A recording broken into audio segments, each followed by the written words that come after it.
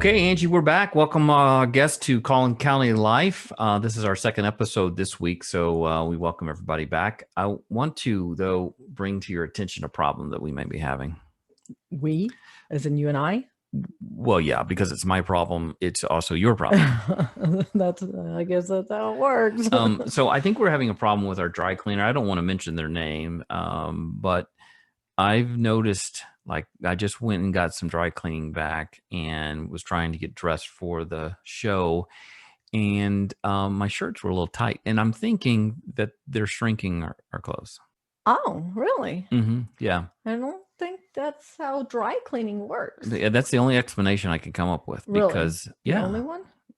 Well, that's the only one I'm willing to come up with. I was going to say, it might have something to do with them Dots home-style pretzels you got sitting over there.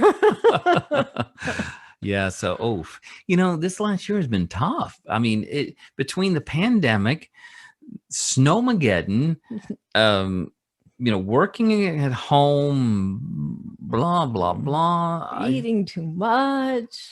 So I don't think it's just the pandemic. We had the pandemic and we had Snowmageddon. Everyone's talking about Snowmageddon, but it was only a week. But for some reason, it has outpaced the pandemic because I think it affected us so greatly in Texas directly. Right. But besides that, we had some other things happening. I used to spend more time traveling, doing conferences, speaking at conferences. I haven't done that in over a year. We had a little dog issue. We did have a little dog issue. Yeah. And we love dogs. You'll hear them bark, obviously, when we're supposed to be recording. And by the way, chewing on things when we are recording.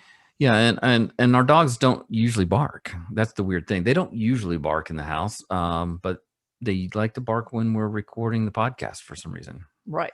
And since they don't usually bark in the house, should we be concerned that they were barking in the house? No, because they stopped. Okay. They stopped. But we did have a bit of a dog issue. And, I don't know if this is a good time to talk about it or not, but we're dog lovers. And last year we adopted a dog that was just cray-cray on many levels, and absorbed so much of our time.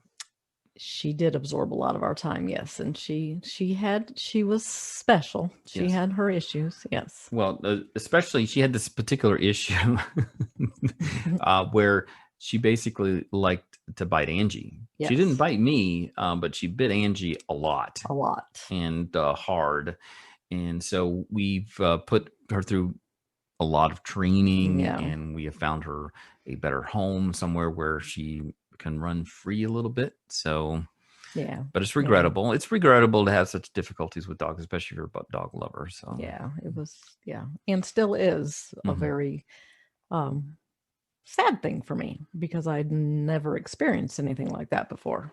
No, absolutely. So if we could, I know you spend a lot of time in special education, dealing with children with special needs. Right.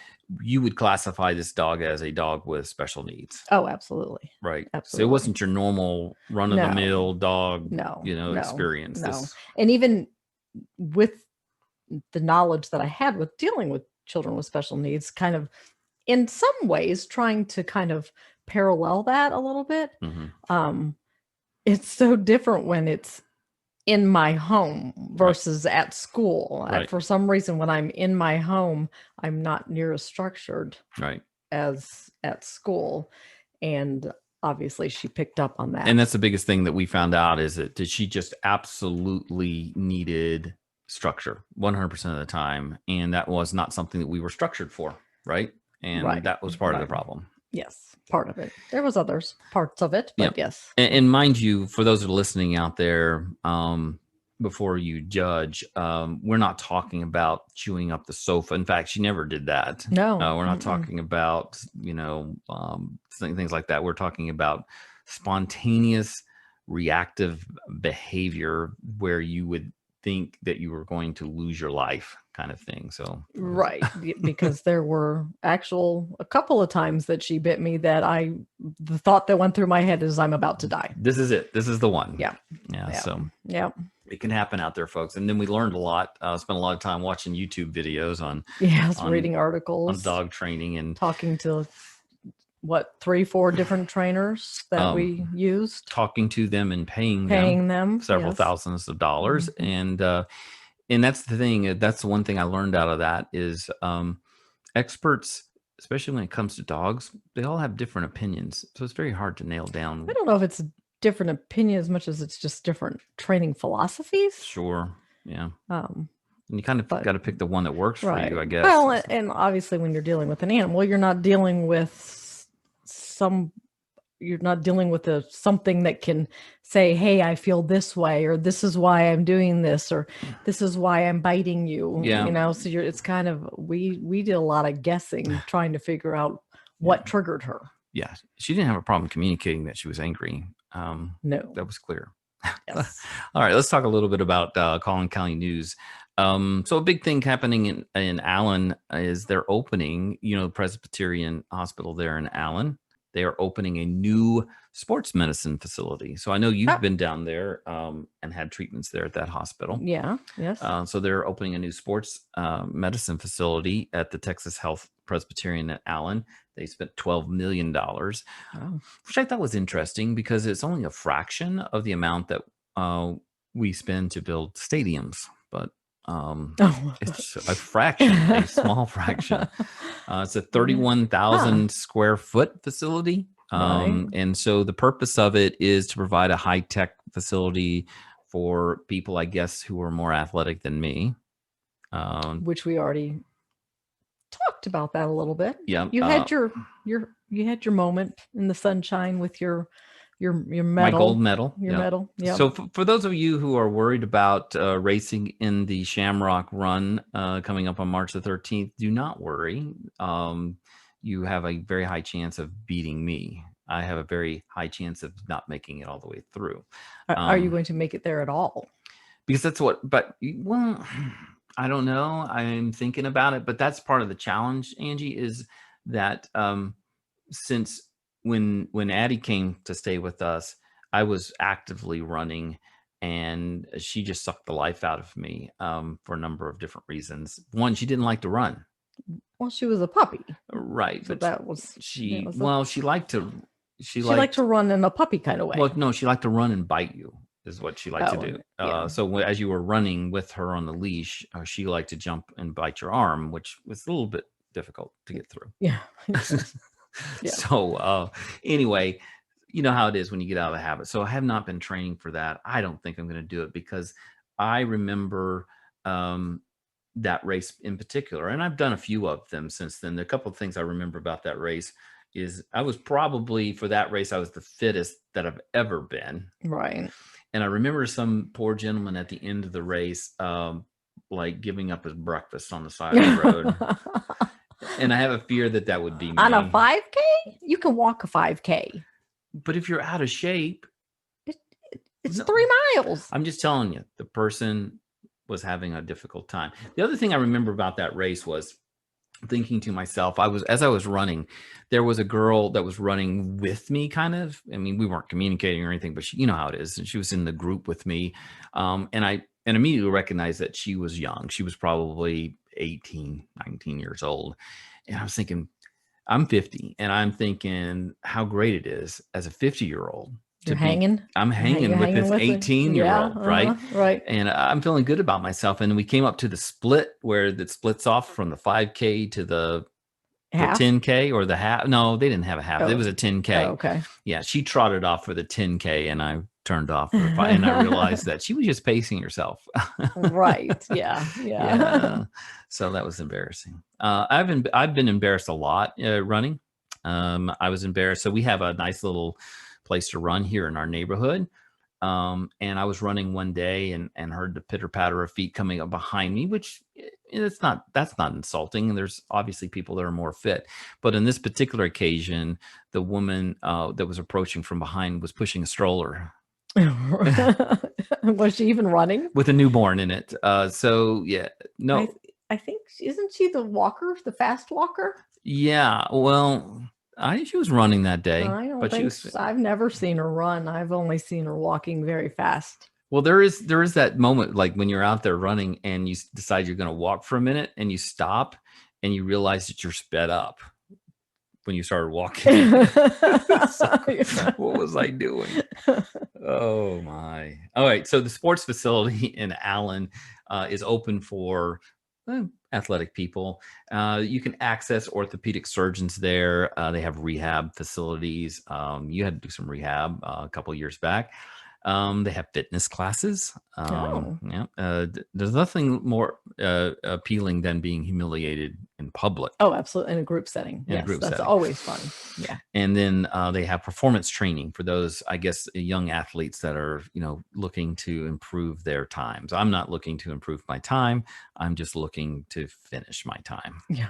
Stay alive while you're doing it. All right. In McKinney, just a little bit of news here about one of our hometown companies. So Independent Bank, is headquartered in McKinney. No, you didn't know that? I did not know that. Independent Bank, yeah, they're headquartered in McKinney, and they have a presence in a number of towns. I think Austin, Houston, McKinney, and they are ranked the 6th best bank in the United States by Forbes magazine, according to Forbes magazine. Really? Yeah. Now, before you go off thinking that's because of some customer service metrics that they were using to say they're the 6th best customer service bank, I don't think that's the rating they use. Basically, they're rating them off their financial performance. So they're obviously performing well, which is good for McKinney because it's a place to work, and obviously having a hometown company like that doing well is good for all of us. Sure. Yeah. Sure. So coming up, we're going to be talking again to Shawn here in just a minute. Shawn Lane is from FRS Credit. We did an interview with him a couple of weeks back, and it was long. So we've broken it up into several episodes, but the information is so good that we think people should listen to it, especially young people. So if you have young people in the household, some of the information that he shares over the few episodes that we've broken it down into is really good about establishing a credit rating and how important that is. So we're going to join Shawn here from FRS Credit. Okay, so I imagine we've got some people listening that they've already made those mistakes, right? So they've fallen past due, and it could be no fault of their own. They may have lost a job. We've been in a horrible economic situation over the last several months. So how do they fix it? So you're in the business of helping people repair their credit. So what does that mean? How do you repair credit?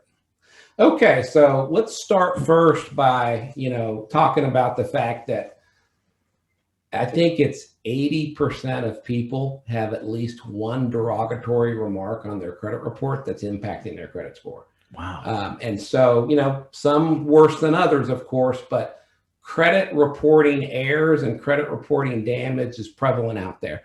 And so the number one thing people need to be doing is looking at their credit report. So they should have some form of credit monitoring where they can keep up with what's going on with their credit report. Something better than Credit Karma, because when a lot of people are familiar with Credit Karma. It is the free credit monitoring, but they only give you 2 credit bureaus. So they give you Experian and TransUnion. So they're leaving out, they give you Equifax and TransUnion. They're leaving out Experian. So if you're going to monitor your credit, which you should, then you need to be using a company that shows you all 3 credit bureaus, but also gives you alerts and lets you know when things happen, when there's, something changes on your credit report, whatever. Okay. Those things kind of drive me crazy because I literally will get an email every day, and it becomes one of those other obsessive things that happen in your life. It's like, your credit score has changed. And you're like, oh, and you want to go in there and log in and change like 4 points. I know, but you want to know, okay? Because here's the reason. Most of my clients come to us because they're denied a loan. And had they had credit monitoring and knew about these issues, they could have been proactive about it over the last year or 2 and tried to work to fix those issues. So once I fix it, how do you help your clients keep it fixed? Yeah. So, let me finish the, kind of talking about credit repair. So number 1, monitoring your credit, knowing what's on there. Number 2, it's understanding how credit scores are calculated. And I'm going to run through that quickly. 35% of our score is based on our payment history. I've already mentioned that. Or the presence or lack of derogatory information on your credit report. So that's a big deal. That's a third of your credit. So pay the bills on time. Number 2 is revolving debt utilization. 30% of our score is based on the amount of debt we carry, and that's heavily weighted towards our revolving debt, which are credit cards. A lot of people have credit cards and they tend to, overspend and max those out. And, that's almost worth a third of your score also. So, you need to know that you want to have credit cards, but you want to have a very low percentage of utilization of the credit limit. Right. Third thing is the age of your credit file. This is why it's impossible for the 20-year-old to have a top credit score. He's not old enough. He hasn't had he's got a short credit file. And so that's worth 15% of your score. 10% is your mix of credit. So what kind of accounts do you have? You want to be able to show FICO that you have a good variety, that you're responsible with different types of accounts, such as an auto loan, a credit card, and even a mortgage. Mortgage is the big one, right? Yeah. So, really, credit cards are the big ones. Oh, really? Yeah. So, somebody with the highest credit score has a minimum of 3 credit cards, but with low utilization of the credit limits. But then that might have been where I went wrong. Maybe so, because that can be worth, maxing out those cards can cost you 100 points or so. Yeah. So you want to make sure you keep the credit. You want to have 3 credit cards minimum, and you want to have at least 1 installment loan. And you're going to score better if you have a mortgage. And what that does is it shows the scoring model that you're responsible with multiple types of credit accounts. It's really easy to have 1 credit card and pay it on time. Yeah. It's more difficult for somebody to juggle a couple of auto loans, 3 or 4 credit cards, a mortgage, a student loan. So that is why having a good mix of credit also helps your score, and that's worth about 10%. Yeah. And then the last part is the new credit. So inquiries when you when you apply for credit. So understanding those 5 major things that impact your credit score, then you can go into helping somebody improve it, and that is what we do. I got you. So kind of explain how they work with you to get those things fixed. Yeah, there's really 3 main things we do at FRS Credit. Okay, number 1 is according to the Fair Credit Reporting Act, our credit report must be accurate and verifiable. Okay, so and if something is inaccurate, if something looks misleading, if they can't verify it, then they must correct or remove it. So that is where credit repair, anything about repairing credit has to do with trying to legally leverage derogatory accounts off of your credit report, in a legal manner. And so if something's not reporting right, or let's just say that something's pretty old and it's bad, if they can't back it up and verify it with the creditor, then they have to remove it. So that's one of the 3 pillars of what we do in credit repair is 1, we work to try to remove those derogatory accounts from the credit report that cannot be verified or that are reporting inaccurately. Okay. But that's only about a third of what we do, because the second thing we do is we help our clients build positive credit. Many times our clients come to us, they've made a lot of mistakes, and so they've kind of checked out of credit cards. And you know what? Without a credit card, you're going to score a lot lower than if you have a credit card or 2 or 3, like I said. So they got tired of the credit cards. They said, I'm just going to close all of them, and I'm not going to have revolving credit cards anymore. Right. And that's a bad thing. That's a bad thing from a score perspective. Is that right? Wow. So here's the thing. Credit cards are not bad. Credit card debt is bad. Gotcha. Right? So credit cards help your credit score when you use them properly. And those folks that don't want a credit card are hurting their credit score by not having revolving credit. Is that right? Okay. Wow. So we teach people how credit scores work. We help them build positive credit. And then the last thing we do in credit repair, so we help them with the derogatory stuff. We help them build positive credit. And then the last thing we do is we teach them about how all this works while they're in our program, so that when they leave our program, they have the knowledge and the skills necessary to keep their credit strong. That's huge, because I don't think it's taught anywhere. I don't think there's a class that you can take in high school or in college that talks about credit. And so to some degree, I think some young people are, on one hand, they're very scared of credit because maybe they've heard their parents talk about issues they've had dealing with different debt. But then there's the other young person that's totally clueless, and somebody offers them a card at the register, and they're just like opening up cards here, left and right. So it's probably the one thing that we spend the least amount of time, other than how to do your taxes, the least amount of time on how to do. Yeah, and I'll tell you that I believe there's two things that can improve everybody's credit out there. It's time and education. Wow. Okay. A derogatory thing in most cases can only stay on your credit report for 7 years. And so if somebody just waited, okay, that's one part. Eventually the derogatory stuff's going to come off. But without the education, what I see is consumers make the same mistakes over and over again because they don't understand the impact. So it prolongs the issue that they're having. They're in a perpetual state of low credit. And so, or they go and borrow from a high interest rate lender to pay off other debt, and it just spirals from there. Absolutely. And so, if you understand how this stuff works, then you've got the tools to build and keep a positive credit score. I hear all the time, somebody says, well, I know I was late, but I paid that off, so it should be good. And the problem is that when you pay something late, or let's say you default on it and you go back and you pay it, that's the right thing to do.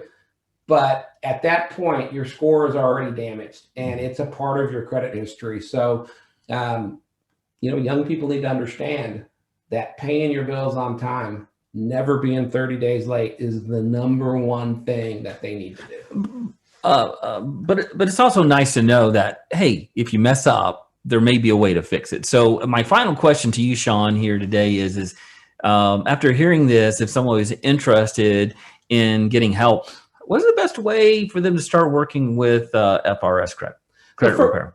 Yeah. So first of all, what we do is we're going to do a free credit analysis for everybody.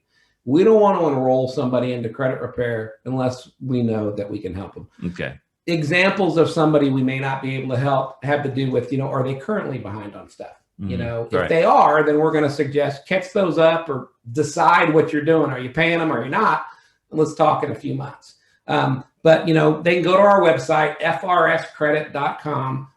They can click one of the tabs at the top. We have a credit monitoring tab, which will allow you, if you just want to look at your credit and not talk to us, then go to the credit monitoring tab, and you're able to pull a credit report from all 3 credit bureaus from Identity IQ. And if you use our link, it's only cost you $1 for a 7-day trial. Okay. So if you just want to go look at that. Okay. If you want us to review it with you, go ahead and book time with myself or one of our credit consultants. And what we'll do is we'll do a free credit analysis for you. We'll let you know what's impacting you, what you need to do to, improve it. And if there's an opportunity where we can help you with that, then of course we'll talk to you about that. But, sometimes it's just, hey, do this and this and go on your way. All right. Thanks, Shawn, for joining us today, and really appreciate the information you have. I have a suspicion that some of our listeners are going to reach out and connect with you. So thank you for joining us. I wish you good luck. All right. I really appreciate you having me today, Brent. Thank you. Thank you. Okay. Once again, it's great to hear from Shawn, and really appreciate the information that he gives us about credit scores. He's really a wealth of information working in that space, and I know he's really studied that, and he is an expert. So we like to have experts like that. If you know experts from some other type of field that's helpful to our listeners, let us know about them. We'd love to have them on here. And I think upcoming, we're in an election cycle. I know we just ended an election cycle, but we're in local election cycle. So we're hopeful to have some of our local candidates on Collin County Live to talk to them about some stuff. So look forward to that coming up. I want to share, in our last episode, I shared part 1 of the story of Buckner, Texas, which was the original county seat of Collin County, just briefly, like for 3 years, until the state made us, I guess, move it to what is now McKinney. But there's another interesting story that goes along with Buckner, Texas. So Buckner, Texas, if you search it on the map, the pinpoint is going to be somewhere around the intersection of Hardin Road and 380 in McKinney. So in North McKinney, I think there's a Costco there, and there's a big movie theater. There's a bunch of restaurants there. So it's a really busy intersection. That is what used to be Buckner, Texas. The only sign of Buckner, Texas that you will see today is a cemetery that is located on the property of the third Monday Trades Day, which is between Hardin Road and Lake Forest in McKinney. Yes. On the north side. And there is a historical marker there telling two stories, the story of Buckner and the story of Chief Spotted Owl. Oh. Yeah. So Chief Spotted Owl, he settled here in this area with 200 other Native Americans in the tribe in the 1840s, about the time that Buckner was established. And that tribe, the Kiowa tribe, it was Kiowa. I think it's Kiowa. Kiowa. They settled here, and they were friendly with the white men who moved from up north here and settled in this area. So they were friendly. Right. And as long as Spotted Owl and his tribe lived here in Collin County, they protected Collin County from all of the other Indians who might have been tempted to attack us. Really? Yes. And the Comanches were, they were big. The Comanches were big on attacking other Indians, white people. They basically attacked everybody. And so the Chief Spotted Owl and his tribe would protect the people in this area. And until 1873, again, I said he's really friendly with the white people who lived here. And there was a smallpox virus outbreak in the area. And he and his tribe, they actually volunteered and they would bury the dead. So really? You remember 1873 was the year that you mentioned in the last episode where 1874. Okay, so where there were 300 people? 300 people in McKinney. Yeah. So before that there were probably maybe 350. I don't know. But the smallpox outbreak, a lot of folks died, and Chief Spotted Tail would bury them. Wait, who's Chief Spotted Tail? That was Chief Spotted Owl. What did I say? Spotted Tail. I said Spotted Tail. That's his name. You said Spotted Owl in the beginning. Well, forget that. Okay, because that wasn't his name. Not his name. I'm thinking about Spotted Owl somewhere. I know You're thinking about the horror museums and the night hike. Yeah. But that's over. That's going to be over by the time this episode airs. But Chief Spotted Tail, sorry, I'm sure there's some people out there who are already freaked out about me saying that incorrectly. But so he would bury these people at night. They would bury the people who died of the smallpox. And obviously some of his tribe died, including himself in 1873. Oh. Yes. So he's buried there? Yeah, he is buried at the Buckner Cemetery, but according to my understanding, he is buried under an unmarked grave. But upon his death, he was given, I don't know what this means exactly, but he was given a white man's Christian funeral, which I would think would be opposed to maybe a Native American type funeral. Right. Because he had sort of adopted, it was by request. He requested that he be buried with a white man's Christian funeral. So he must have adopted Christianity and sort of assimilated into the white man culture. In fact, he received a Civil War jacket at some point in his life, and he used to wear that all of the time. Really? Yeah. So,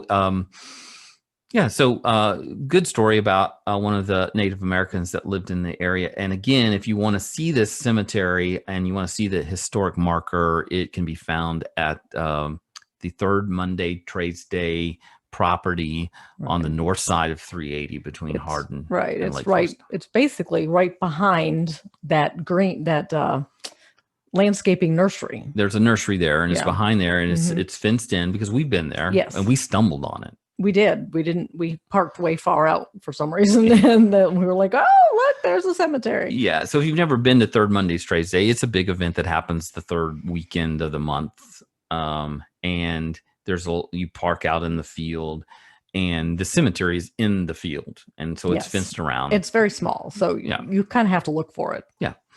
So that's where you would find it. Yeah. All right. So be sure to join us for our next episode coming early next week. We will have, I think, one more interview with Shawn Lane from FRS Credit.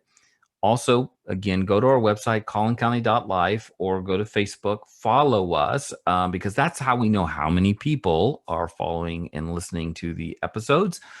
Also, we want to remind you of the additional Bible study episode that's part of the channel, but not part of this series. It's called Layman's Faith, and that's just a weekly Bible study that we'll be hosting each week. So we want to remind you of that. Anything else, Miss Angie?